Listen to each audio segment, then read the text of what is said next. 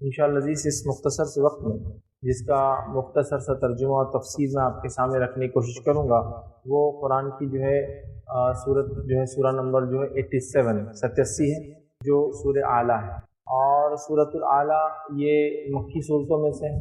اور ہم تمام جانتے ہیں کہ نبی اکرم صلی اللہ علیہ وسلم کے مدینہ ہجرت سے پہلے کچھ صحابہ نے اس کو یاد کر لیا تھا، مطلب مدینے میں رہنے والے کچھ صحابہ نے اس کو یاد کر لیا تھا، تو پتہ چلا اس سے کہ یہ سورت مکی صورتوں میں سے ہے۔ اور جیسا کہ ہم جانتے ہیں مکی صورتیں یہ بہت جامع ہوتی ہے، بہت مختصر ہوتی ہے، لیکن اس کے اندر بہت ایک بڑا اہم پیغام ہوتا ہے، ٹھیک۔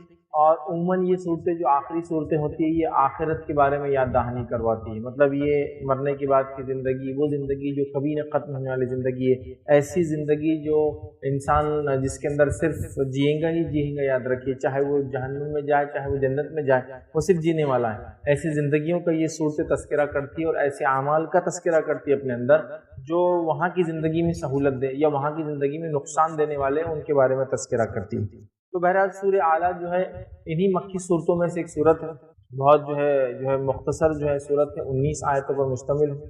نبی اکرم صلی اللہ علیہ وسلم اس صورت کو عموماً جمعہ کی نماز میں پہلی رکعت میں پڑھا کرتے تھے، پہلی رکعت میں سورہ اعلیٰ اور دوسری رکعت میں سورہ غاشیہ۔ اور آپ کو دیکھا گیا کہ آپ صلی اللہ علیہ وسلم عیدین کی نماز میں بھی پہلی رکعت میں سورہ اعلیٰ اور دوسری رکعت میں سورہ غاشیہ پڑھتے تھے۔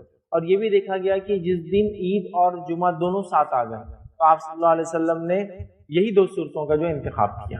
تو بہرحال اس سے ان دو صورتوں کی فضیلت پتہ چلتی ہے کہ یہ دو صورتیں بڑی اہمیت کی حامل ہیں، اس لیے کہ نبی اکرم صلی اللہ علیہ وسلم نے ان دو صورتوں کا انتخاب کیا جمعہ کے لیے، ٹھیک ہے۔ اور جمعہ ایک قسم کی ایک گیدرنگ ہوتی ہے جس سے مسلمان جمع ہوتے ہیں، ٹھیک ہے، اور کافی کثیر تعداد میں جمع ہوتے ہیں، اور یہ وہ نماز ہے اس کے اندر خطبہ ہوتا ہے، اس کے علاوہ عید کی نماز اور پھر حج کے اندر بھی یاد رکھیے خطبہ ہوتا ہے۔ بہرحال یہ وہ نماز ہے جس میں خطبہ ہوتا ہے، اس خطبے کے اندر واعظ و نصیحت کی جاتی ہے، ٹھیک ہے۔ تو بہرحال اس جمعہ کی نماز میں نبی اکرم صلی اللہ علیہ وسلم نے اس صورت کا انتخاب کیا جس کے اندر کل 19 آیتیں ہیں، ٹھیک۔ اور اسی طرح نبی اکرم صلی اللہ علیہ وسلم سورہ اعلیٰ کے تعلق سے آتا ہے، میں عائشہ رضی اللہ عنہا فرماتی ہے اور کہتی ہے نبی اکرم صلی اللہ علیہ وسلم سورہ اعلیٰ کو یہ اگر وتر کی آپ 3 رکعت نماز پڑھتے تو پہلی رکعت میں سورہ اعلیٰ پڑھتے، دوسری رکعت میں سورہ کافرون پڑھتے اور تیسری رکعت میں سورہ اخلاص پڑھتے۔ تو بہرحال یہ بھی پتہ چلا کہ اس سورت کو نبی اکرم صلی اللہ علیہ وسلم اگر وتر کی نماز آپ پڑھتے ہیں تو اس وتر کی نماز میں پہلی رکعت میں سورہ اعلیٰ، دوسری رکعت کے اندر سورہ کافرون اور تیسری رکعت کے اندر سورہ اخلاص یا قل واللہ احد، ٹھیک ہے۔ تو سورہ اعلیٰ سبح اسم ربک الاعلیٰ اور قل یا ایھا الکافرون اور قل واللہ احد، جس کو بنی عام زبان میں یہ 3 صورتوں کو نبی اکرم صلی اللہ علیہ وسلم وتر کی نماز میں پڑھتے، اس کے علاوہ بھی پڑھتے لیکن اس کو بھی آپ پڑھا کرتے تھے، ٹھیک۔ اسی طرح جمعے میں آپ نے دوسری صورتیں بھی پڑھی لیکن اکثر سورہ اعلیٰ اور سورہ غاشیہ پڑھی، ٹھیک۔ تو بہرحال جمعہ میں، عیدین میں اور اس کے علاوہ اس صورت کو نبی اکرم صلی اللہ علیہ وسلم کا وتر کی نماز میں پڑھنا، یہ تمام باتیں بہرحال اس طرف اشارہ کرتی ہے کہ اس صورت کی بڑی فضیلت ہے۔ نبی کا اس کو انتخاب کرنا جمعہ کی گیدرنگ کے لیے، مطلب جمعہ خود جمع ہونے کو کہتے ہیں، جمعہ میں خطاب کے لیے، اسی طرح اس کو آپ کا انتخاب کرنا عیدین میں خطاب کے لیے، اسی طرح آپ کا اس کو انتخاب کرنا وتر کے اندر، یہ بہرحال اس کی فضیلت کو بتاتا ہے کہ یہ صورت بڑی فضیلت کی بہرحال حامل ہے۔ اور آخری صورتیں ہوتی ہیں قرآن کی، جو مکی صورتیں ہوتی ہیں، چھوٹی چھوٹی صورتیں ہوتی ہیں، یہ بہت جامع پیغام لیے ہوئے ہوتی ہیں، مطلب ہوتی تو چھوٹی ہے لیکن بہت اہم میسج ہوتا ہے، اور عموماً یہ بہت بریف ہوتی ہے، مطلب یہ کہ کوئی ایک چیز کے بارے میں مکمل وضاحت دے دیتی ہے، یا ایک نیکی اور اس کا بدلہ بتا دیتی ہے، یا ایک گناہ یا اس کی سزا بتا دیتی ہے، جنت کے تذکرے ہوتے ہیں، جہنم کی وعیدیں سنائی جاتی ہے۔ تو گویا صورت سائز میں بہت چھوٹی ہوتی ہے، کنٹینٹ بھی بہت اس میں کم ہوتا ہے، لیکن اپنے آپ میں کنٹینٹ بہت جامع ہوتا ہے، بہت اہم ہوتا ہے، آخرت سے متعلق کچھ نہ کچھ بات ہوتی ہے جو دنیا میں عمل کے بدلے میں اس کا آخرت میں کیا اثر ہونے والا۔ دیکھیے اب بہت ساری صورتیں اسی طرح سے ہوتی ہیں جو خاص طور سے مکی صورتیں ہوتی ہیں۔ چلیے آئیے سورہ اعلیٰ کو ہم دیکھتے ہیں اور سورہ اعلیٰ کا مختصر سا ترجمہ اور تفسیر میں آپ کے سامنے رکھوں گا۔ اللہ رب العزت سورہ اعلیٰ کے اندر فرماتا اور کہتا ہے، جو اس کی پہلی آیت ہے، بسم اللہ الرحمن الرحیم، سبح اسم ربک الاعلیٰ۔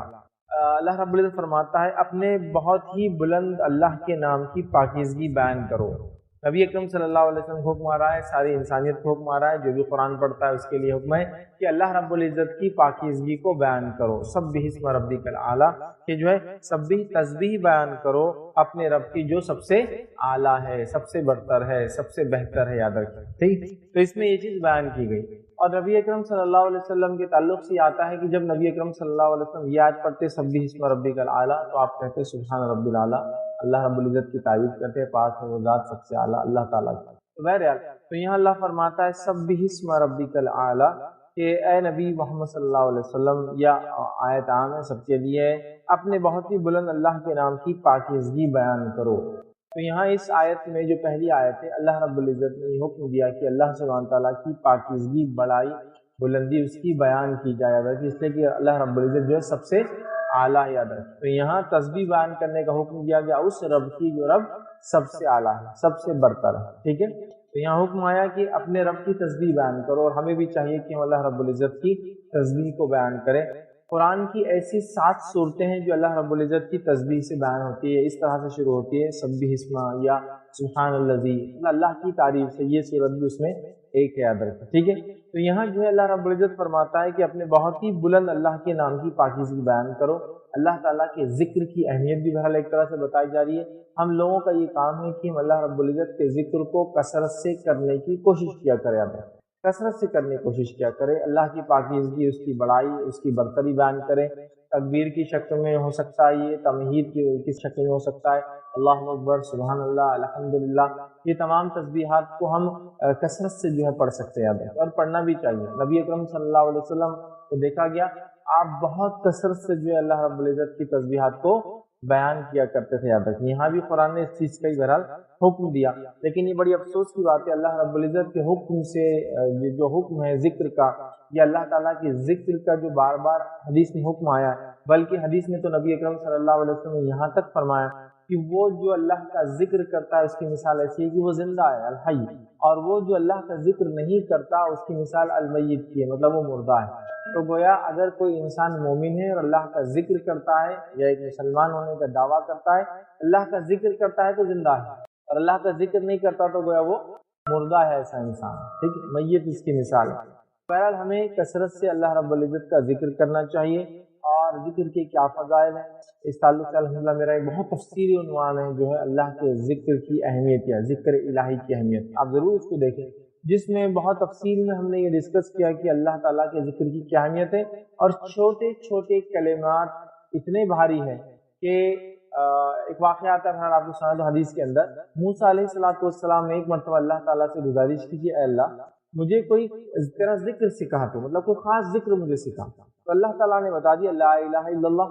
تو کہا ہے اللہ، موسیٰ علیہ السلام نے کہا اللہ یہ تو تیرے سارے بندے ذکر کرتے ہیں، میرے لیے اسپیشل کیا ہے؟ تو کہا ہے موسیٰ اس ذکر کو لا الہ الا اللہ کو اگر ایک پلڑے میں رکھ دیا جائے، ساتوں زمین و آسمان کو ایک پلڑے میں رکھ دیا جائے تو یہ لا الہ الا اللہ کا پلڑا جھک جائے گا۔ تو پتہ چلا لا الہ الا اللہ کتنا بھاری کلمہ ہے، اور یہ افضل الذکر ہے لا الہ الا اللہ، اور افضل الدعا الحمدللہ، حدیث میں آتا ہے سب سے افضل ذکر لا الہ الا اللہ ہے، سب سے افضل دعا الحمدللہ ہے۔ تو لہٰذا ہمیں اللہ کے ذکر کو ادا کرنے کی کوشش کرنا چاہیے۔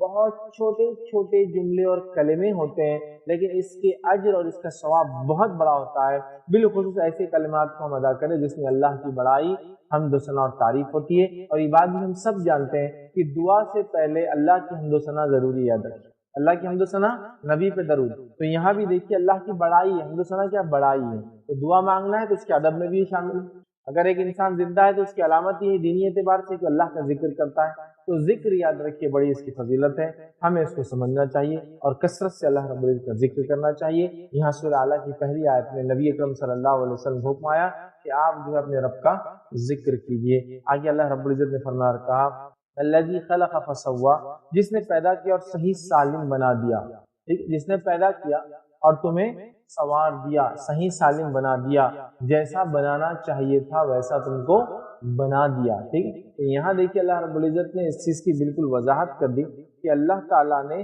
ہم کو پیدا کیا اور جیسا چاہ ہم کو سوار دیا۔ تو یہاں ایک چیز جو سمجھنے کی وہ یہ کہ اللہ رب العزت نے تمام مخلوقات کو پیدا کیا، جیسا چاہا پیدا کیا، میں اس میں انسان شامل ہے، چرند پرند شامل ہے، جن شامل ہے، فرشتے شامل ہے، تمام مخلوقات جو کچھ کائنات میں اللہ نے پیدا کیا، ٹھیک ہے، اللہ رب العزت خالق ہے اور تمام چیزیں جو کچھ اس نے پیدا کیا وہ اس کی مخلوق ہے، اور مخلوقات اتنی عجیب و غریب ہے اللہ رب العزت کی. آپ دیکھیے مثال کے طور پر جانور لے لیجیے، یا پھر مچھلیاں لے لیجیے، یا پھر پرندے لے لیجیے، یا پھر بہرحال کوئی مخلوق کی قسم جس کو ہم کہتے ہیں، آپ اس کو لے لیجیے، آپ اس کو مختلف پائیں گے، مختلف پائیں گے، اتنی مختلف، اتنی عجیب و غریب. اللہ رب العزت نے جیسا چاہا ان کو سنوارا، ان کے ماحول کے اعتبار سے، ان کو اگر اڑتے ہیں تو اڑنے میں کیا سہولتیں چاہیے اس کے اعتبار سے، یا پھر وہ اگر تیرتے ہیں تو تیرنے کے اعتبار سے کیا سہولتیں چاہیے، یا پھر اگر وہ اگتے ہیں جھاڑ، یہ بھی اللہ تعالیٰ کی مخلوق ہے، تو اگر اگتے ہیں تو کس اعتبار سے بہرحال ہونا چاہیے. تمام چیزیں اگر آپ دیکھیں تو اللہ رب العزت نے ان کو بہترین انداز میں یاد رکھیے ان کو پیدا کیا. تو اللہ تعالیٰ نے جو ہے جو بھی مخلوق پیدا کی یاد رکھیے اللہ نے پیدا کیا تمام چیزوں کو فسوا، اور ان کو صحیح سالم بنا دیا. ٹھیک، اب یہاں صحیح سالم میں یہ بات بھی یاد رکھیے کہ اللہ نے جیسا چاہا مخلوقات کو بنایا، جیسا جانوروں کو جیسا چاہا بنایا، چرند پرند کو، اینیملس اور برڈس کو اور فشز کو جو بھی کریں گے ان کو جیسا چاہا بنایا، اس کے علاوہ مجھے اور آپ کو بھی جیسا چاہا بنایا اور صحیح اور سالم بنایا. ٹھیک، ایک انسان اپنے آپ کو دیکھے تو انسان اپنے آپ میں ایک بہت پرفیکٹ چیز ہے، یاد رکھے اتنا کمپلیکیٹ بنا ہوا ہے کہ جب کبھی اگر آپ نے کوئی آپریشن وغیرہ کوئی چیز ایسی دیکھی ہوں گی کبھی، آج کل تو بہرحال انٹرنیٹ میڈیا کا زمانہ ہے، بہت آسانی سے آپریشنس وغیرہ کی ریکارڈنگس مل جاتی ہے، بلکہ آج کل تو آپریشنس ہوتے ہیں تو ریکارڈ ہوتے ہیں اور پیشنٹ کو بتایا جاتا ہے اس کے ساتھ کیا کیا ہوا، تاکہ ایک ریکارڈ کیپنگ کے لیے بھی ہوتا ہے، انفارمیشن کے لیے ہوتا ہے، جو بچے میڈیکل فیلڈ میں سیکھ رہے ہیں ان کے لیے ہوتا ہے. آپ کبھی ان کو دیکھیں گے تو پتہ چلے گا اللہ تعالیٰ نے انسانی جسم میں کیسی کیسی چیزوں کو رکھا، اور ہر چیز کا عجیب و غریب بہرحال جسے کہیں گے ایک فنکشن ہے، اور وہ ہر چیز جو ہے جو اس کو کام کرنا ہے وہ انجام دے رہی ہے. اور جب اللہ سبحانہ تعالیٰ چاہتا ہے جب تک وہ برابر چلتی ہے، اور جب اللہ رب العزت چاہتا ہے اس فنکشن کو ختم کر دیتا ہے یا وہ فنکشن کرنا چھوڑ دیتی ہے، کم کر دیتی ہے، تب انسان کو احساس ہوتا ہے کہ کیا نعمت اللہ نے اس کو دے رکھی تھی، اور اس نعمت میں سے ایک نعمت کی کمی بیشی ہو جانے میں، کوئی چیز کم زیادہ ہو جانے میں کتنا نقصان ہوتا ہے نا. تو ہر چیز باڈی کا فنکشن یاد رکھے، ہر چیز یہ ایک امیزنگ چیز ہے، امیزنگ چیز ہے. کوئی اگر اس کو پڑھے یا پھر چرند پرند جانوروں کو آپ دیکھیں ان کی بھی ہر چیز امیزنگ یاد رکھیے. اتنا چھوٹا کیڑا ہوتا ہے، ان کو دل نہیں ہے، کیسے ان کے اندر خون کے بدلے جو مادے ان کے اندر دوڑتے ہیں جس سے وہ جیتے ہیں، ظاہر سی بات ہے کیڑوں کے اندر خون نہیں ہوتا ہے، دیکھا ہوگا، تو کیسے عجیب و غریب انداز سے وہ جیتے ہیں، کیسی ان کی زندگیاں ہیں. چھوٹے سے چھوٹا کیڑا جس کو ہم سمجھتے تھے، سائنس نے تحقیق کی، نئی ایجاد کی کہ اس چھوٹے کیڑے کے پیٹ میں بھی کچھ کیڑے ہوتے ہیں. ایک مثال بھی ٹرمائٹ کی، ٹرمائٹ دیمک کے تعلق سے آتا ہے کہ دیمک کے پیٹ میں کچھ ایسے کیڑے ہوتے ہیں جو لکڑی وہ کھاتی اس کو ہضم کرنے میں مدد کرتے ہیں. سبحان اللہ. تو وہ اتنی چھوٹی ہے تو اس کے پیٹ میں بھی کچھ ہے، اور اس سے چھوٹے ہیں تو اس کے اندر بھی کچھ ہے. مطلب گویا بتانے کا مقصد یہ تھا اللہ رب العزت نے مختلف مخلوقات کو پیدا کیا اور جیسا چاہا ویسا ان کو سنوار دیا، یاد رکھیں ان کو بنا دیا جیسا اللہ رب العزت نے چاہا. تو آپ دیکھیے الذی خلق فسوا، اس نے تخلیق کی اور پھر سنوار دیا. تو یہاں انسانوں کو اس ایک بات کا اشارہ اور یہ بھی ہے کہ میں اور آپ جیسے ہی اللہ رب العزت نے ہمیں ایسا بنایا اور جیسا چاہا سالم بنایا، صحیح سالم، جیسے ہمیں سب سے بیسٹ ہے. تو یہاں یاد رکھیے اس چیز کو بھی تھوڑا سا ہمیں سمجھنے کی ضرورت جو آج کے جدید دور میں ہوتا ہے کہ ہم خوبصورت نہیں ہیں، اللہ تعالیٰ نے میری ناک ایسی بنائی، میری آنکھ ایسی بنائی جبکہ اس کی آنکھیں تو ویسی ہے، میرے ہاتھ ایسے جبکہ اس کے ہاتھ تو ویسے ہیں، میرے پاؤں کی انگلیاں اتنی فلاں ہیں اس کی ویسی ہے، اس کی ایسی. مطلب ہم لوگ دوسروں سے اپنے آپ کو کمپیئر کرتے ہیں، جبکہ ہمیں کیا نعمتیں دی گئی ہم نہیں سمجھ پاتے ہیں اس کو، اور اس سے کیا چیز کم کی گئی ہمیں نہیں پتا. تو میں جیسا ہوں اپنے آپ میں پرفیکٹ ہوں، آپ جیسے اپنے آپ میں پرفیکٹ ہے. جیسا میرے رب نے چاہا آپ کو پیدا کیا اور جیسا میرے رب نے چاہا مجھے پیدا کیا، جس کو جو جتنا جیسے بہتر سمجھا وہ دیا. تو کوئی بھی انسان اپنی تخلیق پر تکبر نہ کرے، فخر نہ کرے، لیکن شکر ضرور کرے کہ رب العزت نے جیسا بنایا سب سے بہتر بنایا. آج کے جدید دور میں گولے اور کالے کی بڑی زیادہ تمیز ہے لوگوں کو، کھڑی ناک اور چپٹی ناک کی بڑی زیادہ تمیز ہے، آنکھوں کے رنگ سے لوگ ایک دوسرے کی تمیز اور عزت اور فخر کرنے، اسی طرح چال ڈھال بال جو اللہ رب العزت نے دیے جس کی بنانے میں میرا کوئی ہاتھ بھی نہیں ہے، نہ میری کوئی خصوصیت ہے. میں جیسا ہوں اس میں میری کیا خصوصیت ہے بتائیے. مجھے اللہ نے پیدا کیا، میں اسی طرح پیدا ہوا. جیسا مجھے پیدا کیا بیسٹ بنایا, جیسا آپ کو پیدا کیا بیسٹ بنایا. تو اللہ نے الذی خلق فسوى, اللہ نے ہمیں پیدا کیا اور پھر سالم بنا دیا. مطلب جیسا ہمیں ہونا چاہیے تھا, صحیح سالم استعمال کرتے ہیں, جیسا ہمارے لیے تھا, جو پرفیکٹ تھا, جو ہمارے لیے سب سے اچھا تھا. تمام مخلوقات کو, جانوروں کو بھی اس نے جیسا بہتر سمجھا, مچھلیوں کو بھی, کیڑے مکوڑوں کو بھی, اور تمام چیزوں کو اور انسانوں کو بھی جیسا بہتر سمجھا, صحیح اور سالم بنا دیا. تو لہٰذا ہمیں اپنے آپ پر خوش ہونا چاہیے کہ میرے رب نے میرے لیے ایسا مجھے پسند کیا, نہ کہ آج کل کا جو ماحول چل رہا ہے خوبصورتی کے نام پہ, کلر کے نام پر, کمپلیکشن کے نام پر, شیپس کے نام پر, کہ ایسی ناک ہو, ایسا کان ہو, ایسی آنکھ ہو, تمہارے کان تو آگے کی طرف آ جا رہے, تمہارے پیچھے کی طرف چلے گئے, ان کا لمبا ہے, ان کا چپٹا ہے. ساروں کے لیے جو چیزیں ملی وہ پرفیکٹ ہے, یاد رکھیں. ساروں کے لیے جو چیزیں ملی وہ پرفیکٹ ہے, یاد رکھیں, اور بہت اچھی ہے اور بہت زیادہ فائدے مند ہے, یاد رکھیے, بہت زیادہ فائدے مند ہے.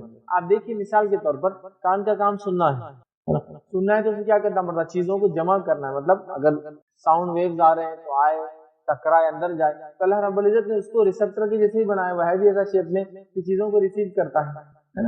آپ آسمان سے, سیٹلائٹ سے ریسیو کرنا چاہتے ہیں تو آپ کے ریسیورز کے نیچے چھتریاں ہوتی ہیں, وہ کیا کرتی ہے, وہ جو ویوز آ رہے ہیں اس پہ ٹکراتے ہیں, پھر وہ ریسیور پہ جاتے ہیں اور وہ اس کو لے کر آپ کو ریلے دیتا ہے نا. تو دیکھیے اب کان کا شیپ بھی جیسا اس کو چاہیے تھا وہ پرفیکٹ ہے اپنے آپ میں, ہے نا, کہ وہ ایسا ہے کہ واقع میں ایک ریسپٹر کے جیسا ہے اس کا شیپ, کی چیزیں آئے, ٹکرا کے اندر جائے. ہر چیز کو ٹھیک, آنکھ آپ کو جیسی بہتر ہونا چاہیے تھی, جتنی بیسٹ پرفیکٹ ہونا چاہیے تھی, ویسی آنکھ دے دی گئی, ہے نا. اب بولتے نہیں آنکھ بڑی ہوتی تو بہت اچھا رہتا تھا, آنکھوں کا سائز نہیں کتنا چھوٹا ہے باقی چہرے کے مقابلے میں, لیکن اگر یہ بڑی ہوتی تو آپ کے چہرے پہ, میرے چہرے پہ سوٹ بھی نہیں کرتی. کچھ جانوروں کو دیکھ کے آپ چہرہ چھوٹا اور آنکھیں بڑی ہوتی, کتنے بدنما دیکھتے ہیں نا. بہرحال اللہ تعالیٰ نے دیکھی کتنا پرفیکٹ بنایا, ٹھیک, کہ آنکھیں ایک مخصوص شیپ. یہ آنکھیں ایک ایسا آرگن ہے باڈی کا جو ڈائریکٹ ہوا سے ریئیکٹ کرتا ہے, ڈائریکٹ انوائرمنٹ سے ریئیکٹ کرتا ہے. باقی تمام آرگن دیکھیں چھپے ہوئے ہیں. کان کے بھائی اوپر کا حصہ خالی ریسیو کرتا ہے, لیکن اس کے اندر ریسپٹر جو سنتے ہیں, آواز کو کنورٹ کرتے وہ اندر ہے, ڈھکے ہوئے, ہے نا. زبان کو دیکھ کے آپ منہ کھولے تو وہ آگے آتی ہے, ورنہ وہ بھی ایک طرح سے ڈھکی ہوئی ہے. لیکن آنکھ ایک ایسا آرگن ہے جو ڈائریکٹ انوائرمنٹ سے انٹریکٹ کر رہا ہے, باقی سب چھپا ہے, دل, گردہ, ہر چیز چھپی ہے نا. تو جب یہ انٹریکٹ ڈائریکٹ کرتا ہے اور اس کی ضرورت بھی ہے, تو اللہ تعالیٰ نے اس کو سیف گارڈ کرنے کے لیے پلکیں بنائی, ہے نا. کنٹینیوسلی اوپر نیچے آ کے, جیسا آپ کی کار کے وائپر صاف کرتے رہتے ہیں گلاس کو, کنٹینیوسلی اوپر نیچے, تو وہ صفائی چالو ہے. صفائی چالو ہے بغیر پانی کے, بغیر کوئی ڈٹرجنٹ ڈالے کے, بغیر کسی محنت کیے کے, بغیر کسی سوچے اور سمجھے کے. مطلب وہ آٹومیٹک جب اس کا کام ہو گیا نیچے آنا ہے اور اوپر چل جانا ہے.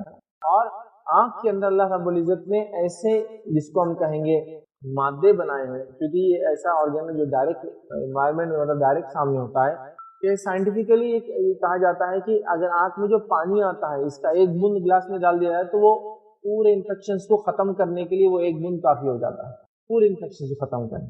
تو گویا آنکھ چونکہ ڈائریکٹلی انوائرمنٹ سے ریئیکٹ کر رہی ہے, مطلب انوائرمنٹ کے اندر ہے, تو اس کی صفائی بھی کنٹینیوس ہو رہی ہے. ہر آرگن, ہر چیز یاد رکھیں. اب یہ الگ بات ہے کہ انسان فساد کریٹ کرتا ہے, اس میں بیلنس کریٹ کرتا ہے اپنی منمانی کر کے, نہیں میں پرفیکٹ نہیں ہوں, نہیں ایسا نہیں ہوں, ایسا ہونا چاہیے تھا. یہ بہت غلط بات ہے, یاد رکھیے. تو اللہ نے جیسا چاہا پیدا کیا اور ہمیں سنوار دیا, ٹھیک ٹھاک بنا دیا, سالم بنا دیا.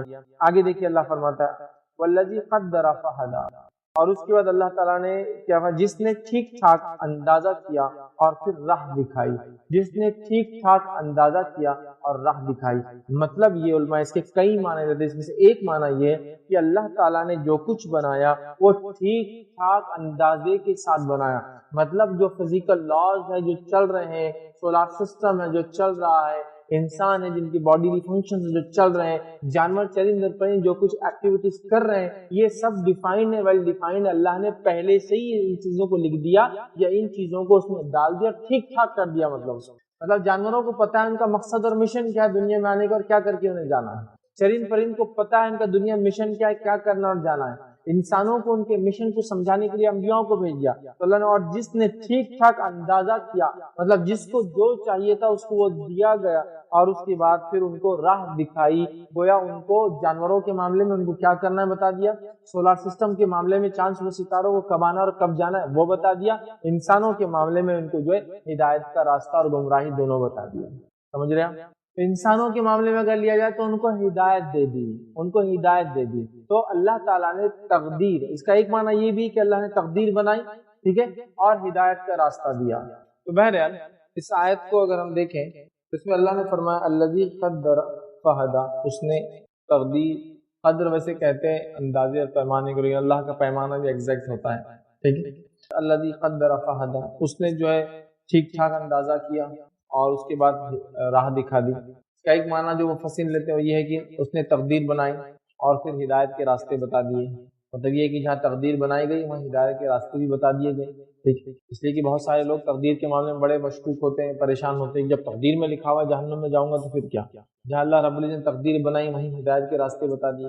انسان اپنے آپشن سے خود جو ہے اس چیز کو آپٹ کرتا ہے کہ وہ کون سے راستے پر چلے، لیکن اللہ تعالیٰ کو بالآخر پتہ ہے کہ کوئی بھی آپشن دے آخر میں اس کا کیا ہونے والا ہے۔ یہ اللہ کا نالج ہے، یہ آپ پہ زبردستی اور زور نہیں ہے۔ اگر تقدیر کا تعلق اللہ کی جبر زبردستی سے ہوتا ہے کہ لکھ دیا تو یہی ہونا ہے، ان دا سینس یہ کہ یہی ہونا ہے، تو پھر نبیوں کو بھیجنے کا اور کتابوں کو اتارنے کی ضرورت تھی نہیں، کیونکہ پھر تو جس کو ہدایت پانا تھی پاکی جنت چلا جاتا، جس کو نہیں پانا جہنم۔ لیکن انبیاء کو بھیجنا، کتابوں کو بھیجنا، انبیاء کا طلب سے لوگوں کو دعوت دینا، اس چیز کی دلیل ہے کہ اللہ رب العزت ان کو موقع دیتا ہے، اور جو اس کے راستے میں کوشش کرتا ہے اللہ تعالیٰ اس کے لیے وہ چیز کو آسان کر دیتا ہے۔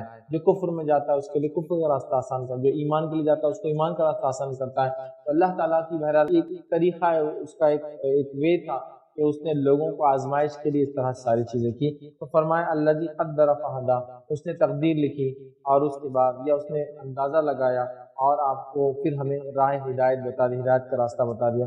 پھر فرمایا اللہ رب العزت نے والذی اخرج المرعى، آیت نمبر 4 ہے، اور جس نے تازہ گھاس پیدا کی۔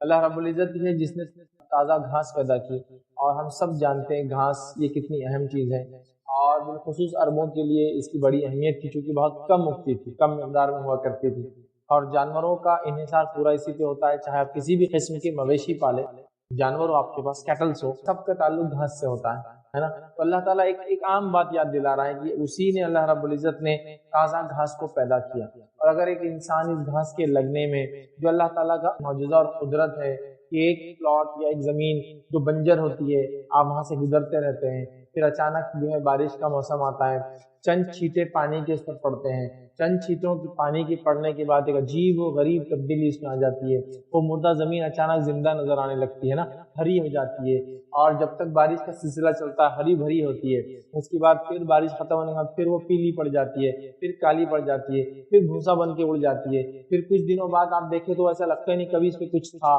پھر بنجر زمین، پھر ایک دن آپ کبھی جاتے ہیں پھر بارش کی چند جو ہے بوندیں گرتی ہے، اور پھر کیا ہوتا ہے، پھر وہی امیزنگ چیز ہو جاتی ہے، پھر وہ گھاس اگ جاتی ہے، پھر وہ ہری بھری ہو جاتی ہے، پھر اس کو پھول لگ جاتے ہیں، پھر اس پر تتلیاں جو ہے گھومنا شروع ہو جاتی ہے، اور پھر وہ ایک سائیکل چلتی ہے۔ تو بڑا اس کے اندر نمونہ یاد رکھیں، اور اللہ نے ہری گھاس، تازہ گھاس جو ہے پیدا کی تاکہ لوگ اللہ کا شکر ادا کریں، چونکہ ہمارے جانور اس سے کھاتے ہیں، اور ان گھاس سے کیا کچھ نہیں ہوتا ہے نا، گھاس کی ہی کئی قسمیں جو جانور کھاتے ہیں، اور گھاس کی ہی کئی قسم ہیں جو انسان بھی کھاتے ہیں، ویجیٹیشن جو زمین سے اگتا ہے اسی کئی قسمیں جو ہم بھی کھاتے ہیں، جتنی سبزی اور ترکاریاں آتی ہیں سب اسی کا تو ایک نمونہ ہے نا۔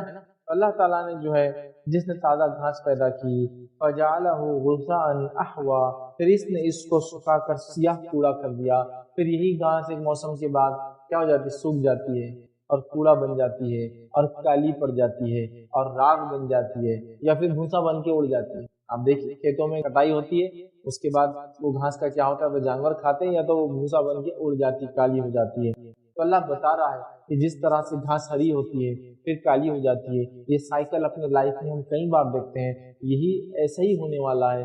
انسان بھی ایک زندگی کے مرحلے میں چلے گا، اس کے بعد اس کا بھی خاتمہ ہونے کے سیم گھاس کا ہوتا ہے۔ فرق یہ کہ گھاس دوبارہ آ جاتی ہے، انسان دوبارہ نہیں آئیں گے، آخرت میں اٹھیں گے کہ الگ بات ہے، دنیا میں نہیں آئیں گے۔ تو لہٰذا ایک طرح سے اللہ سبحانہ تعالیٰ اپنی قدرت کی طرف اشارہ کر رہا ہے، اور قرآن میں ایسا کئی مقامات پر ہے جہاں اللہ رب العزت اپنی قدرت کی طرف اشارہ ہے، زمین، آسمان، جھاڑ، پہاڑ، چرند پرند، ہاں یہاں بھی اشارہ ہے کہ ہم نے ہری گھاس پیدا کی، پھر اس کو سکھا کر کالا کر دیا، پھر فرمایا آیت نمبر 6 کے اندر سَنُقْرِئُكَ فَلَا تَنْسَىٰ، ہم تجھے پڑھائیں گے پھر تو نہ بھولیں گا۔ یہاں قرآن کے تعلق سے بات ہو رہی ہے، نبی اکرم صلی اللہ علیہ وسلم جو قرآن نازل ہوتا تو آپ صلی اللہ علیہ وسلم اس کو جلدی جلدی پڑھنے کی کوشش کرتے کہیں غلطی سے بھول نہ جاؤں، اور اس بات کی طرف اللہ رب العزت نے دوسری ایک مقام پر بھی ایسے اشارہ کیا اور کہا کہ اے نبی اپنی زبان کو ہلانے میں اب جلد بازی مت کیجیے، مطلب جو چیز جبرائیل علیہ السلام دہراتے ہیں پڑھتے ہیں اس کو پڑھنے میں جلد بازی مت کیجیے، اور یہ ہمارا ذمہ ہے کہ ہم تو آپ سے قرآن پڑھائے اور اس کو جمع کرائے، اس کی حفاظت کریں، ٹھیک ہے۔ تو بہرحال نبی اکرم صلی اللہ علیہ وسلم حکم آ رہا ہے ہم تجھے پڑھائیں گے پھر تو نہ بھولیں گا، مطلب اے رسول صلی اللہ علیہ وسلم آپ جلد بازی مت کیا کیجیے، ہم آپ کو قرآن پڑھائیں گے اور ایسا پڑھائیں گے، یاد رکھائیں گے جو آپ نہیں بھولیں گے، ٹھیک ہے۔ اور ہم جانتے ہیں اللہ کو جو بھلانا تھا وہ اللہ نے بھلا دیا، لیکن یہاں بتایا جا رہا ہے آپ نہیں بھولیں، کیونکہ بہت سارا قرآن کا حصہ پہلے نازل ہوا پھر اللہ نے اس کو منسوخ کر دیا، ختم کر دیا، ٹھیک۔ تو یہاں فرمایا کہ ہم تجھے پڑھائیں گے اور تو نہ بھولیں گا، مطلب قرآن آپ جلد بازی مت کیجیے، ہم آپ کو پڑھائیں گے، ہمارا ذمہ، اور آپ بھولیں گے نہیں اس کو۔ پھر فرمایا الا ما شاء اللہ انہ یعلم الجہر وما یخفی، ہاں مگر جو کچھ اللہ چاہے، مطلب آپ کو اللہ قرآن پڑھائیں گے اور آپ بھولیں گے نہیں، مگر جو کچھ اللہ چاہے، مطلب جو اللہ چاہے بھول جائیں گے، بھلا دے گا۔ اور اس معاملے میں کچھ علماء لکھتے ہیں آیت کے پہلے حصے سے یہ معلوم ہوتا ہے اللہ تعالیٰ قرآن نبی کو یاد کروائیں گا، نبی کبھی نہیں بھولیں گے، اور دوسرا حصہ جو اللہ ماشاء اللہ سے کچھ لوگ لکھتے ہیں یہ وہ قرآن کی آیتیں تھی جو اللہ تعالیٰ کو منسوخ کرنا تھی، اللہ ماشاء اللہ جو اللہ چاہیں گا بلا دیں گا، باقی آپ نہیں بھولیں گے، اور یہ ہوا۔ تو یہاں اللہ فرما رہا ہے کہ نبی آپ کو ہمارا کام ہے یاد رکھانا پڑا کے، سوا اس کے جو اللہ چاہے۔ تو اس میں کچھ مفسرین لکھتے ہیں اللہ چاہے سے مراد وہ جو اللہ کو آیتیں منسوخ کرنا تھی، ختم کر دینا تھی، جیسا کہ بچے کو رضاعت کے بارے میں، دودھ پلانے کے بارے میں آیتیں پہلے قرآن میں تھی، عائشہ فرماتی ہے بعد میں اسے قرآن سے نکال دے گا، اور حدیث موجود ہے۔ آج سمجھ رہا بات کہ کتنے بار کیا تو رضاعت قائم ہوتی ہے، قرآن کی آیت ہے، اللہ نے منسوخ کر دیا۔ تو بہرحال یہاں فرمایا کہ اے نبی اللہ تعالیٰ کا یہ ذمہ ہے کہ ہم تجھے پڑھائیں گے اور تو پھر نہ بھولیں گا، الا ماشاء اللہ سوائے وہ جو اللہ چاہے۔ پھر فرمایا اللہ تعالیٰ نے انہ یعلم الجہر وما یخفی، وہ ظاہر اور پوشیدہ کو جانتا ہے۔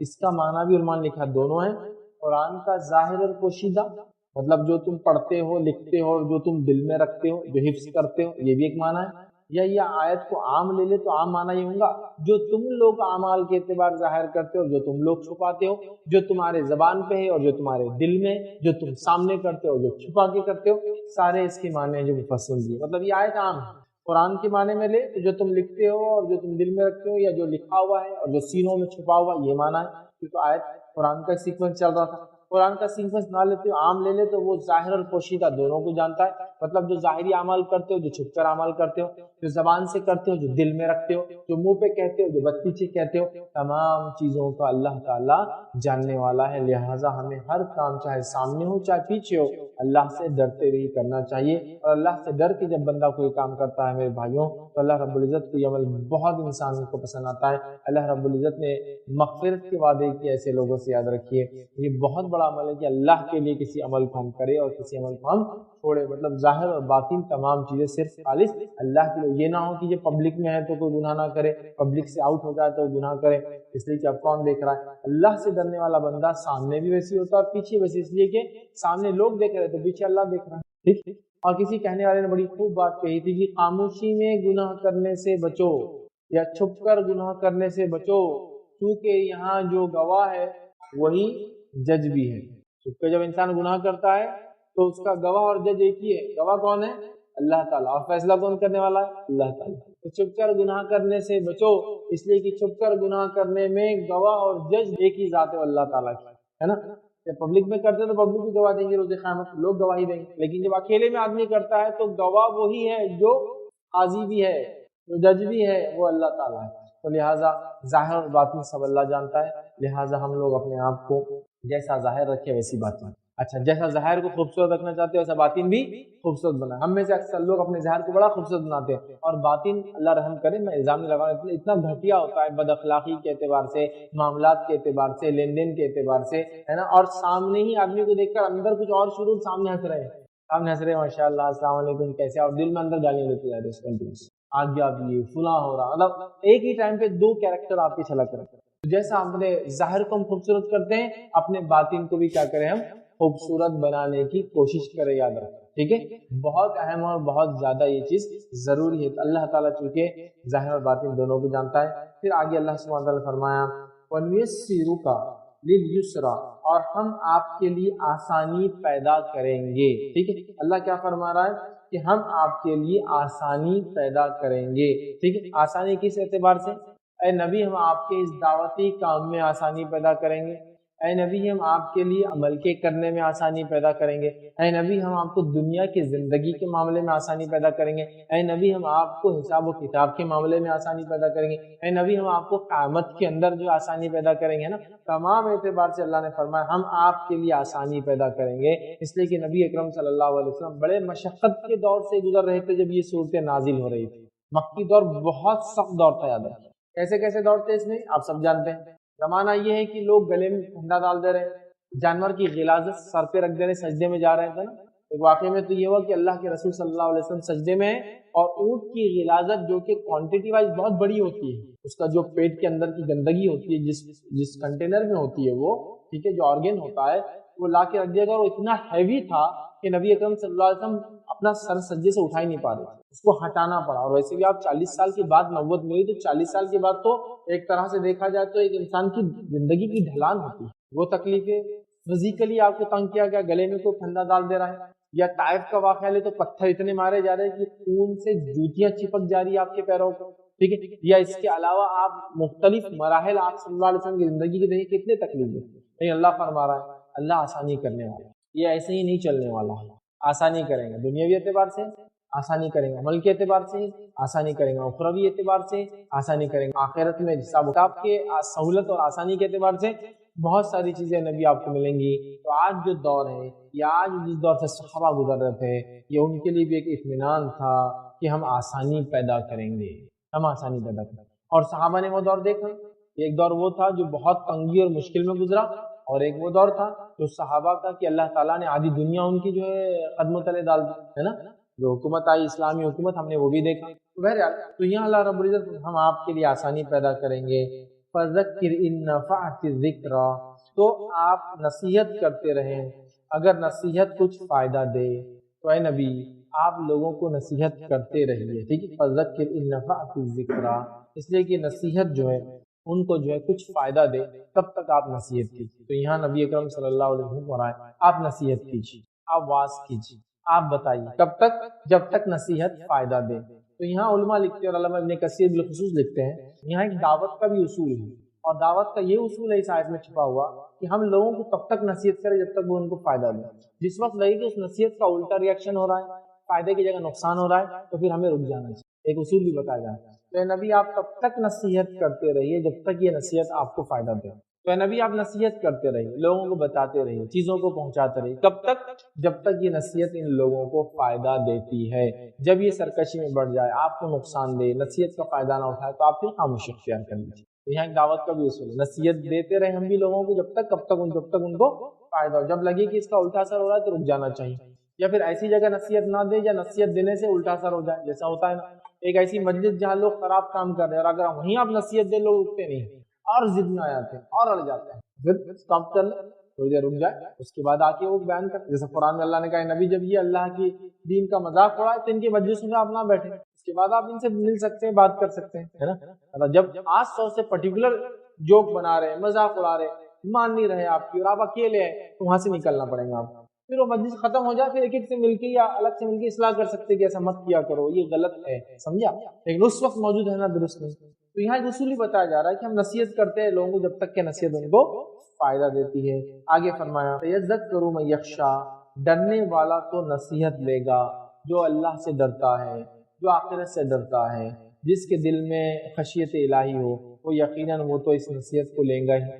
تو آپ نصیحت کرتے رہیے جب تک یہ لوگ نصیحت لیتے ہیں. جس کے دل میں ڈر ہے وہ نصیحت کو حاصل کر لیں گا, ٹھیک ہے. تو ظاہر سی بات یہ پتہ چلا ہدایت وہی لوگ حاصل کرتے جن کے اندر خشیت الہی ہوتی ہے. جس انسان میں جس میں اللہ کا ڈر نہ ہو, ظاہر سی بات ہے وہ نصیحت بھی حاصل نہیں کرتا. نصیحت میں ظاہر سی بات ہے دین بھی داخل ہے, کیونکہ نبی اکرم صلی اللہ علیہ وسلم حدیث میں الدین النصیحہ کا, دین خیر خواہی ہے, دین نصیحت ہے. تو دین اسلام کی دعوت کسی غیر مسلم کے لیے نصیحت ہے. دین اسلام پر عمل کرنے کی دعوت یہ کسی مسلمان کے لیے نصیحت ہے کہ نماز قائم کرو, روزہ رکھا کرو, زکوٰۃ دو, حج کو جاؤ, اگر اللہ نے مال و دولت دیا تو اچھے کام کرو, برے کام سے رکتے رہو, نیکی کرو, اخلاق کو بلند کرو، بد اخلاقی سے بچو، اچھے اخلاق پیدا کرو، برے اخلاق نفس سے نکالو، بہت ساری چیزیں بہرحال، ٹھیک ہے۔ تو آپ نصیحت کرتے رہیے جب تک ان کو فائدہ دے، ڈرنے والا نصیحت کو لے گا۔ مطلب جو صحابہ ایمان لا رہے ہیں یقیناً ہی ڈرنے والے لوگ ہیں، یہ خشیت الہی رکھنے والے لوگ ہیں، یہ اچھے لوگ ہیں، اور یہ اس نصیحت کو حاصل کر رہے تھے، یاد رکھیں۔ ڈرنے والا اللہ رب العزت نے فرمایا اس نصیحت کو حاصل کرے گا۔ پھر اللہ رب العزت فرمایا سَيَذَّكَّرُ مَن يَخْشَىٰ وَيَتَجَنَّبُهَا الْأَشْقَىٰ، اللہ فرماتا ہے کہ ہاں بدبخت اس سے گریز کرے گا، جو برا ہے، جو اچھا انسان نہیں ہے، وہ اس سے گریز کرے گا، آپ کی نصیحت سے دور بھاگے گا، قرآن سے دور بھاگ، چونکہ جب قرآن نازل ہوتا اور آپ صلی اللہ علیہ وسلم اس قرآن سے دعوت دے رہے تھے تو وہ قرآن سے دور بھاگے گا، وہ آپ کی نصیحت سے دور بھاگے گا، وہ آپ جو اچھی اچھی باتیں اور کلمات اس کو سکھاتے وہ اس سے دور بھاگے گا، تو ظاہر سی بات ہے کہ بدبخت انسان ہوگا وہ آپ سے دور جائیں گا۔ تو آج بھی ہم کہہ سکتے ہیں وہ بدبخت انسان ہے جو دین سے دور چلا جاتا ہے، اچھی نصیحت سے دور چلا جاتا ہے، اچھے عمل کرنے سے اپنے آپ کو روک لیتا ہے۔ پھر فرمایا الذی یصلی النار الکبریٰ، جو بڑی آگ میں جائیں گا، اور ایسا انسان جو ہدایت کو، نصیحت کو حاصل نہیں کرے گا، نصیحت کو نہیں مانے گا، نصیحت پہ عمل نہیں کرے گا، قرآن پر عمل، چونکہ ابھی دیکھیے جو سلسلہ چل رہا تھا شروع سے قرآن کا ہے، نبی ہم آپ کو یاد کرائیں گے، ہے نا، سوائے اس کے آپ وہ بھول جائیں گے جو اللہ چاہیں گا، اللہ جانتا ہے جو ظاہر اور جو چھپا ہے۔ قرآن کے اگر کانٹیکسٹ میں اگر اس کو لیا جائے تو اللہ نے فرمایا کہ وہ لوگ جو قرآن کو نہیں عمل میں لائیں گے تو وہ لوگ جہنم میں جائیں گے، اس لیے کہ وہ نصیحت کو حاصل کرنے والے لوگ نہیں ہیں۔ فرمایا الذی یصلی النار الکبریٰ، جو بڑی آگ میں جائیں گے، مطلب وہ لوگ جو ہدایت کو، صحیح عمل کو نہیں اختیار کریں گے، وہ روز قیامت جہنم کی آگ میں جائیں گے، جو کہ بہت بڑی آگ ہے، یاد رکھیے، اس لیے کہ جہنم ویسے پوری ہی آگ ہے، یاد رکھیے، تمام چیزیں اس میں آگ کی ہے، اور جتنی سزائیں جہنم کی آتی ہے قرآن اور سنت میں وہ تمام آگ میں دی جانے والی، یاد رکھیں، سمجھ رہا، تو ان کو بڑی آگ میں ڈالا جائے گا، ٹھیک، نار الکبریٰ کہا، بڑی آگ میں ڈالا جائے گا، اور جہنم کی آگ یاد رکھیے بہت سخت ہے، بہت شدید ہے، بہت گرم ہے، اتنی زیادہ کہ دنیا کی آگ سے 69 ٹائمز مور، 70 گنا جس کو عام زبان میں کہیں گے، مطلب اگر دنیا کی آگ ملا لے تو 70 گنا ہو جاتی ہے ٹوٹل، تو ان 70 درجے جہنم کی آگ دنیا کی آگ سے گرم ہے، اور ان 70 درجے زیادہ سے مراد جو علماء لکھتے ہیں یہ ہے کہ انسان دنیا میں جتنی آگ پیدا کر سکتا ہے، ٹھیک ہے، یا جتنا ٹیمپریچر عام زبان میں کہیں گے وہاں تک جا سکتا ہے، جہنم کی آگ تپش کے اعتبار سے اس سے 69 ٹائمز مور ہے۔ دنیا میں انسان عام زبان میں لے لے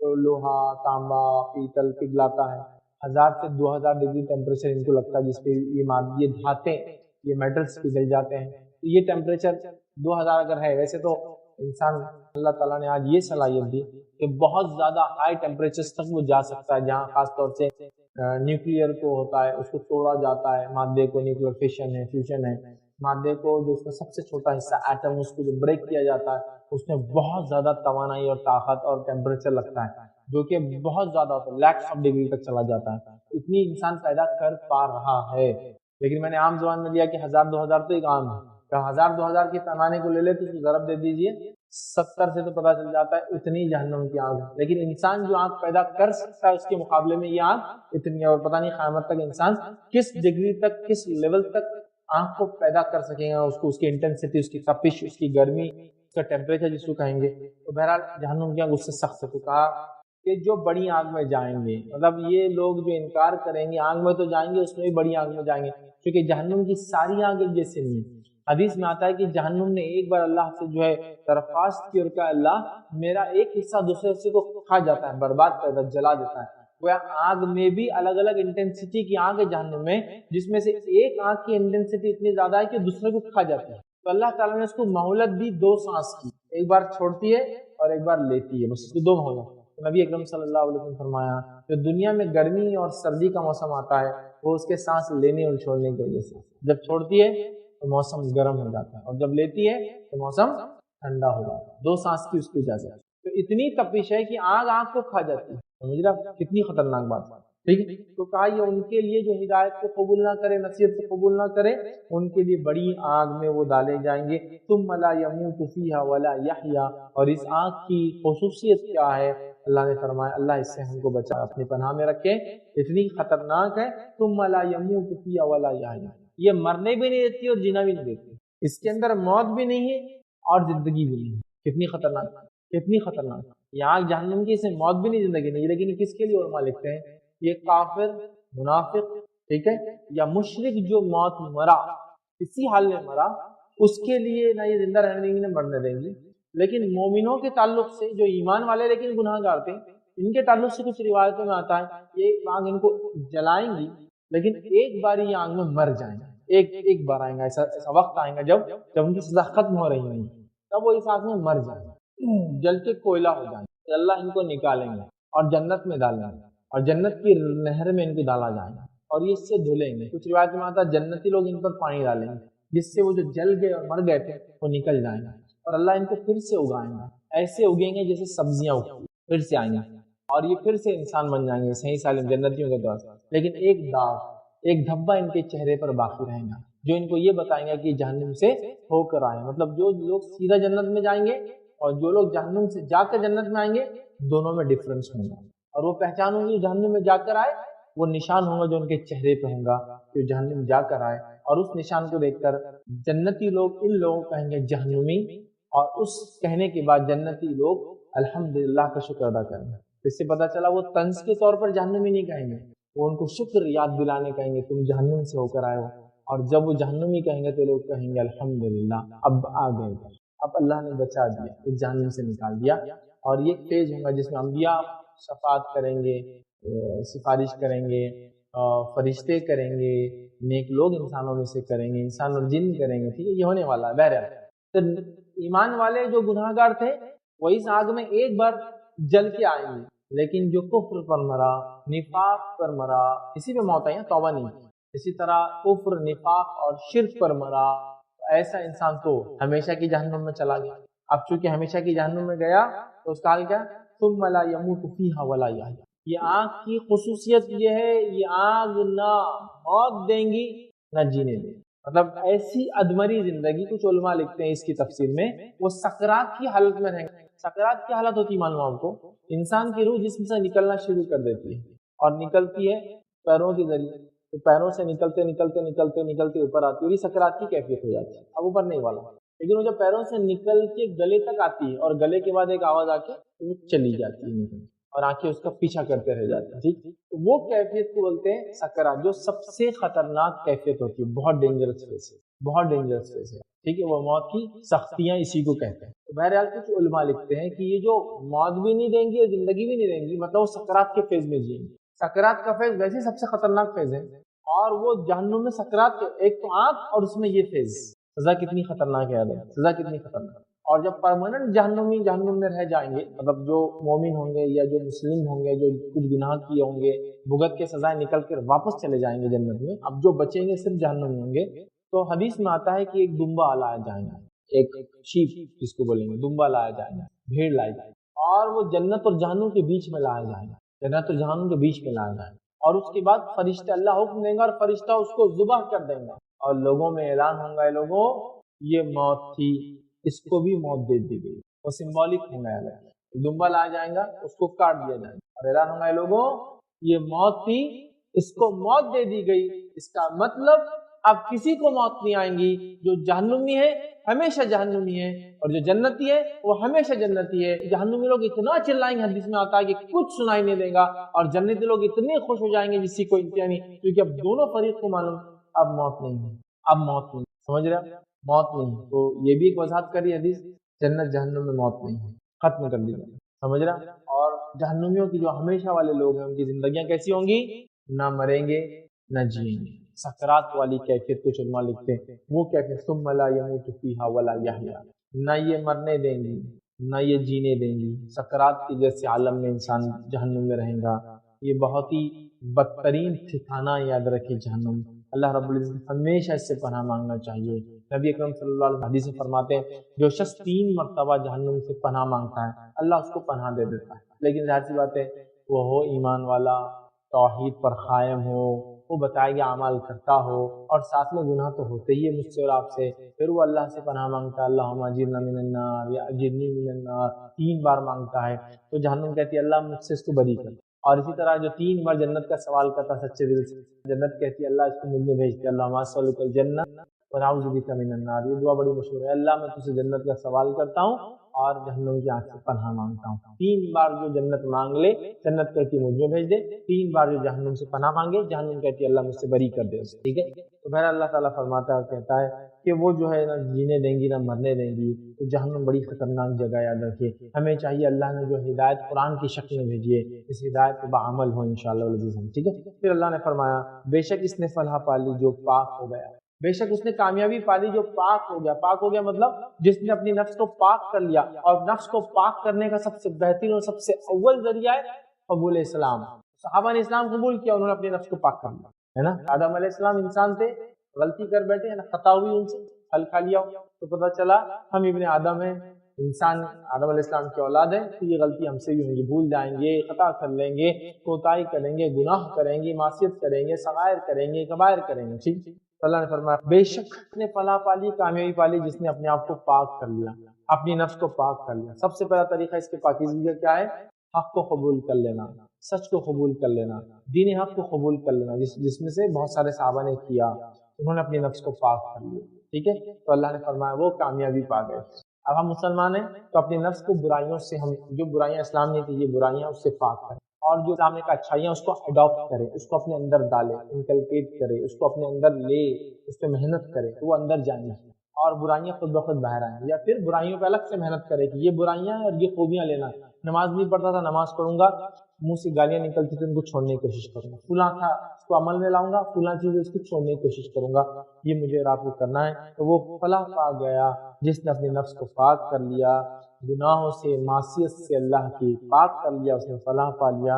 वज़कर रस्म रब्बिही फसल्ला, फिर फरमाया अल्लाह ताला ने, और जिसने अपने रब का नाम याद रखा और नमाज पढ़ता रहा। देखिए अब बात आगे, रब का नाम याद रखता रहा, ठीक है, वज़कर रस्म रब्बिही फसल्ला, जिसने अपना रब का नाम लिया, जिक्र किया। जिक्र की फजीलत तो पहले भी आ चुकी है, आयत नंबर 1 में, सब्बिह इस्म रब्बिकल आला, जिसने कहा तारीफ करो उस रब की जो सबसे आला है। यहाँ फिर कहा कि वो कामयाब हो गया जिसने नफ्स को पाक किया, रब का नाम लिया, नमाज कायम की। दूसरे जुमलों में कहूँ तो रब का नाम ले, जिक्र करे, नमाज कायम करने से नफ्स पाक होती है, ये भी एक माना। वो कामयाब हो गया जिसने नफ्स को पाक किया, अल्लाह का जिक्र किया, नमाज कायम की। तो अल्लाह का जिक्र करना, नमाज कायम करने से नफ्स पाक होती है। ये करना है कि नफ्स को पाक करना, या नफ्स को पाक करने के साथ ये अमल भी करना है। हमारे पास क्या होता है, बहुत सारी बात, लोग ईमान के दावेदार हैं लेकिन जिक्र और नमाज से गायब। देखिए यहाँ दूसरा ही आ गया, वो कामयाब हो गया जिसने नफ्स को पाक किया। क्या किया? अल्लाह का नाम लिया और नमाज का। अल्लाह का नाम नहीं ले रहे, अच्छा कुछ लोगों से अल्लाह का ही नाम ले रहे, बाकी वो तरीके से नहीं ले रहे जो बताया गया, और वो काम करके नहीं ले रहे जैसे जैसा बताया गया। अल्लाह का नाम लेने के मुख्तलिफ तरीके हैं, कुरान की तिलावत, अल्लाह का जिक्र, कलिमात जो रसूलुल्लाह सल्लल्लाहु अलैहि वसल्लम ने सिखाया, अल्लाह का जिक्र, ला इलाहा इल्लल्लाह, अल्लाह का जिक्र, नमाज, अल्लाह का जिक्र। समझा?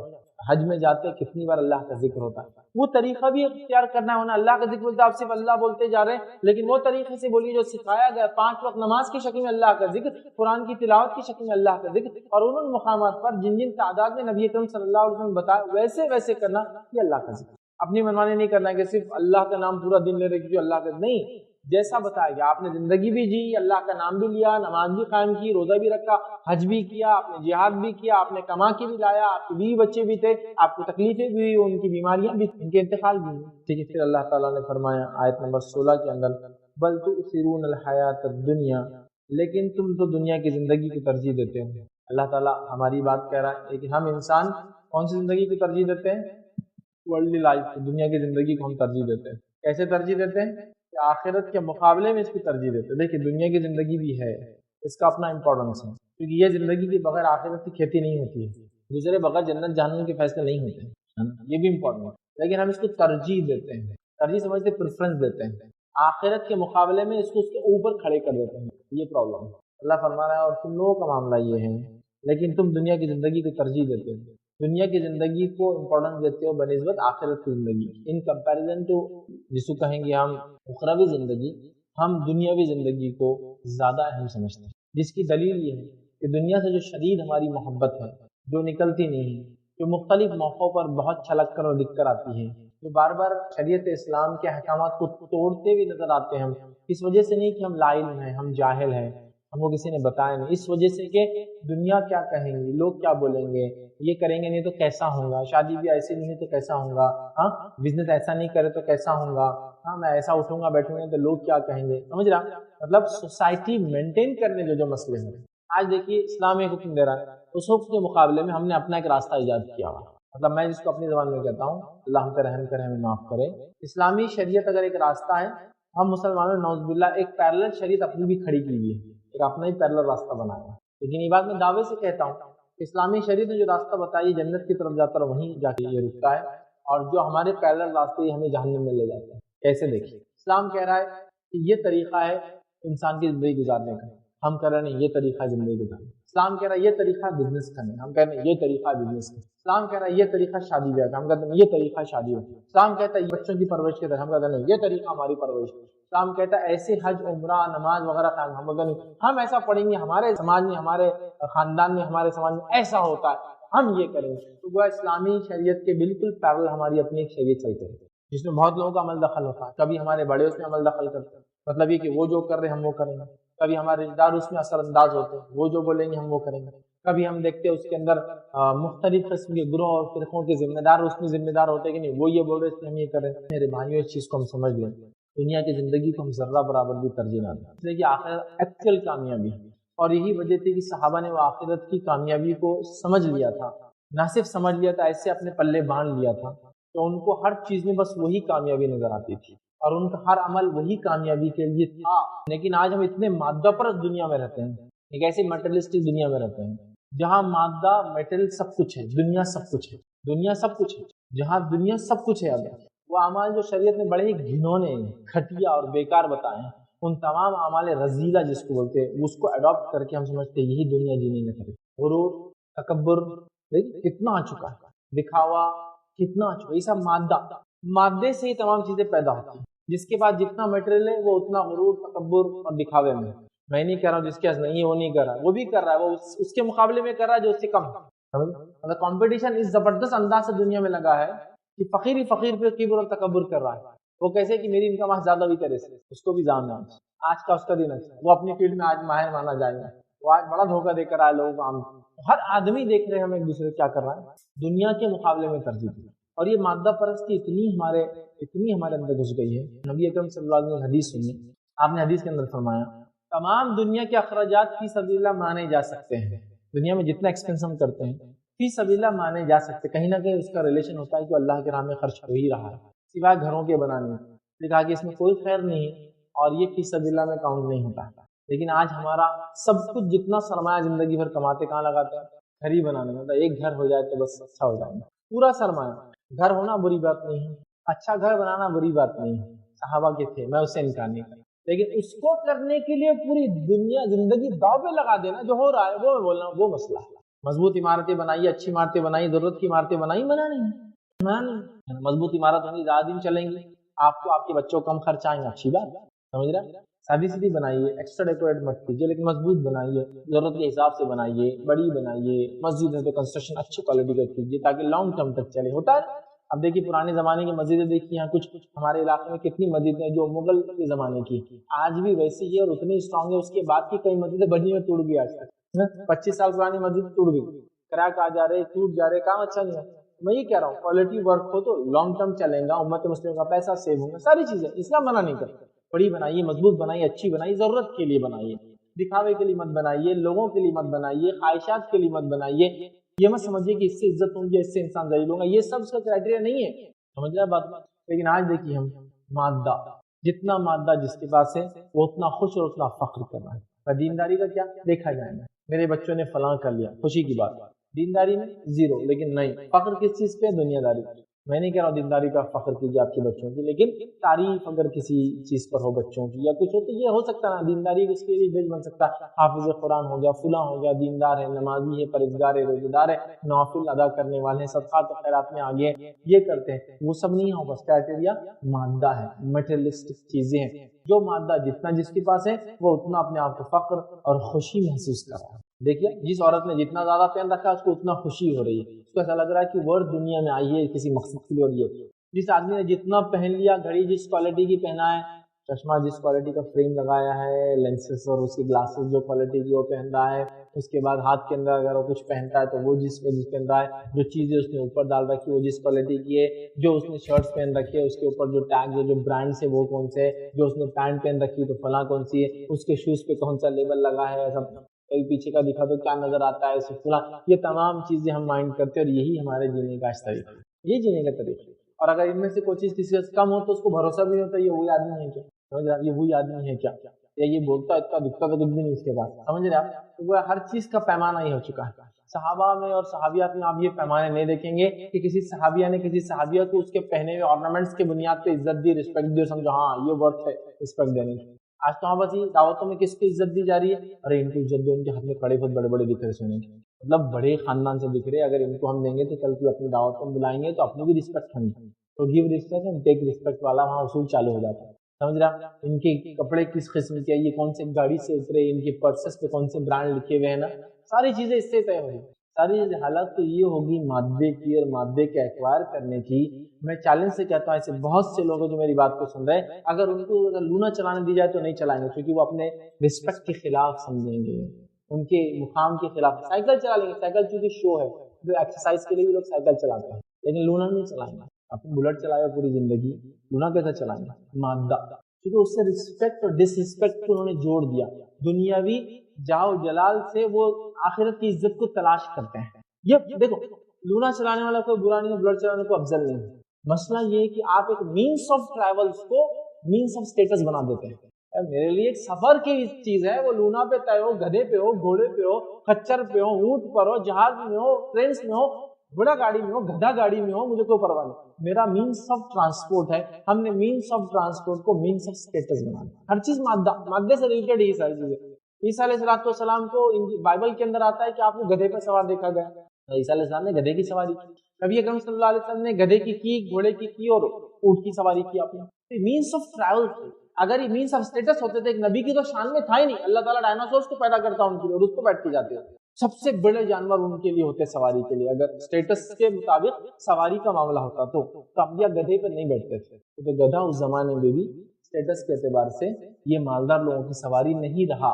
گدھا خچر نہیں، وہ لوگ گھوڑے اور اچھے اونٹوں پر سواری کرتے. سمجھ رہا؟ تو مینس آف ٹریول کو مینس آف اسٹیٹس بنا دیا. یہ مادہ پرستی کی علامت میں ایک ایگزامپل دیا. تو میں نے کسی بلٹ والے کو برا بولنے کے لیے نہیں کیا، بٹ جسٹ این ایگزامپل کہ آپ مینس آف ٹریول کو مینس آف اسٹیٹس مت بناؤ. سمجھ رہے ہیں بات؟ یہ مت کرو، یہ سب نہیں ہے. یہ سب چیز گھڑی کا ایک مقصد ہے، وہ پرپز ہے ٹائم دینا.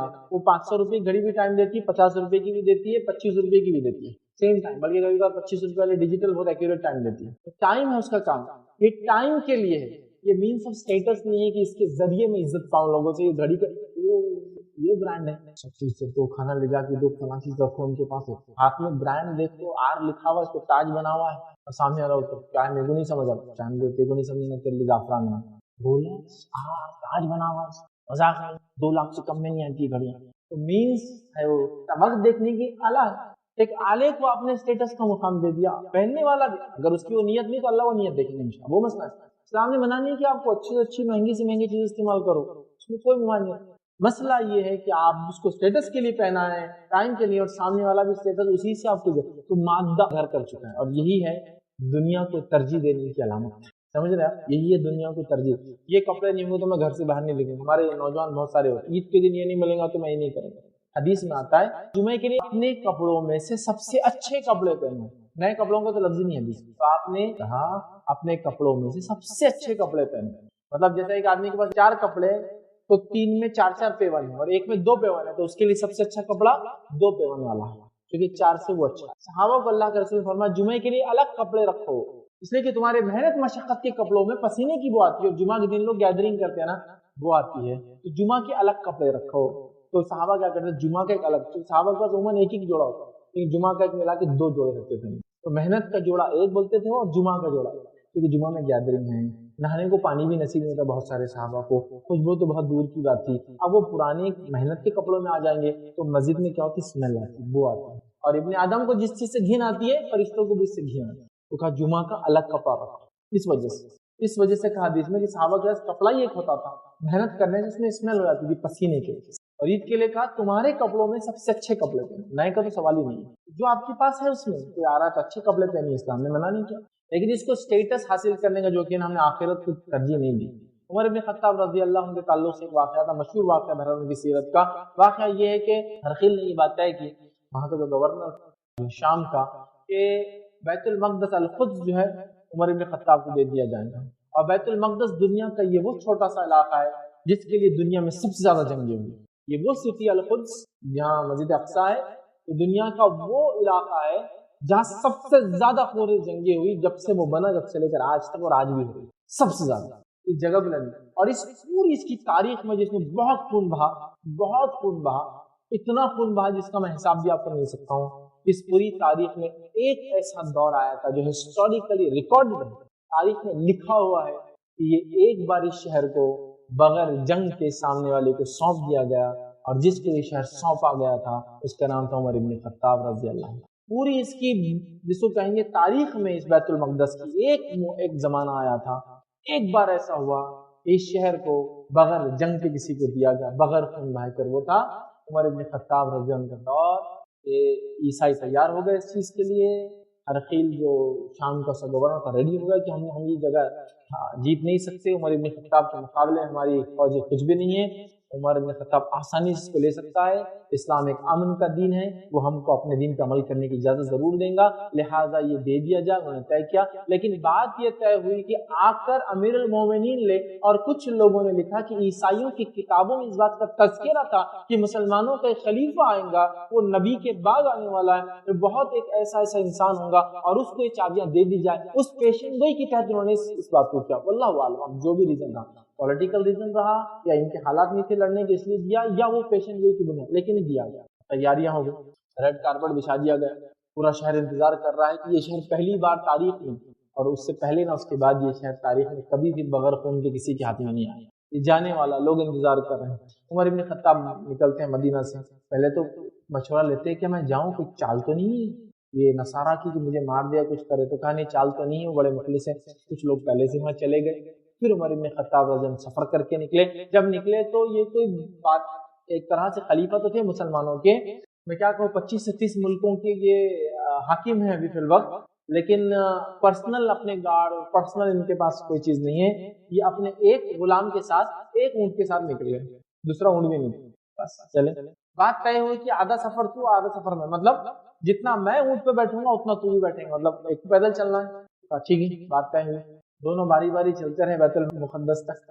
جب الخد شہر میں پہنچے تو باری غلام کی آ گیا، غلام کو کہا بیٹھ جا، تو کہا امیر المومنین لوگ کیا سوچیں گے، لوگ خلیفہ کا انتظار کر رہے ہیں، جو بات طے ہوئی تھی وہ طے ہوئی، جو ہے وہ ہے، معاہدہ اسلام میں نے بول دیا 50% تو 50% میں، اب تیری باری یہاں آ گئی، کیونکہ نکلے تھے تو یہ بیٹھے تھے مدینہ، تب داخل ہو رہے تو مجھ کی باری آ گئی، تو کہا لیکن امیر المومنین لوگ کیا سوچیں گے، مجھے اس سے پرواہ نہیں، جو بات تھی وہ بات ہے، تیری باری ہے تو بیٹھے، اس کو بٹھا دیا، اور وہ شرما رہا ہے، نیچے منڈی ڈال کے، کیونکہ پورا شہر دیکھ رہا ہے، ویلکم کے لیے لوگ اندر کھڑے ہیں بیت المقدس میں، لیکن الخد شہر تو پہلے چالو ہو گیا نا، اس کی دیواریں ہیں، وہاں سے آ رہا ہے قافلہ، اور بیٹھا ہوا اس کو غلام ہے، اور امیر المومنین لے کر چل رہے ہیں اس کا، اور اس وقت آتا ہے کہ عمر بن خطاب رضی اللہ عنہ کے کپڑے پہ 17 پیون تھے چمڑے کے، 17 پیچز تھے، پرسنل نہیں کرتے تھے، اور یہ کافی مالدار صحابہ میں سے تھے، لیکن خلیفہ بننے کے بعد انہوں نے اپنی کمائی کے جتنے ریسورسز تھے وہ بند کر دیے، جس کے نتیجے میں ہوا یہ کہ پورا ٹائم مسلمانوں کے جو کام کے لیے دیتے تھے، نتیجہ یہ ہوا کہ ان کی اکنامی تھی، پرسنل فائنینشیل سسٹم پورا وہ ہو گیا،